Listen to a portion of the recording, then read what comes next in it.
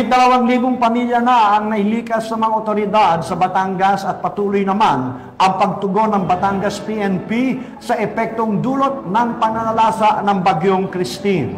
Sa kabilang matitinding hamon, nagsusumikap ang pambansang pulisya upang makapaghatid ng agarang tulong sa mga mamamayan na lubos na naapektuhan ng bagyo. Ang report mula kay Patrolwoman Maria Sara Bernales. Mananalanta ng Bagyong Christine sa buong bansa at sa lalawigan ng Batangas.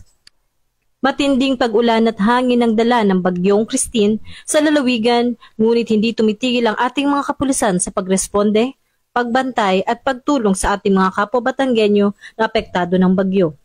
Ayon sa datos na hawak ng Batangas Police Provincial Office, meron ng nasa 2,199 na pamilya ang lumikas na may kabuuang 7,763 na individual ang nailikas sa 98 evacuation centers. Merong kabuuang 713 evacuation centers ang Batangas Province. Dahil sa matinding ulan, nasa 3 barangay na ang binha, 9 unpassable roads at 1 unpassable bridge. 157 barangays naman ang nawala ng supply ng kuryente habang ang biyahe sa 9 na port ng Batangas ay pansamantalang itinigil.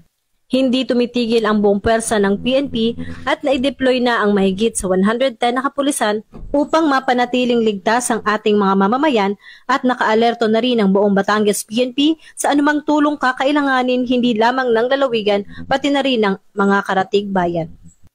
Mula rito sa lalawigan ng Batangas, ako ngayon yung Police Network Correspondent, Patrolwoman Bernales, alagad ng batas, nagataguyod ng Balitang Pulis.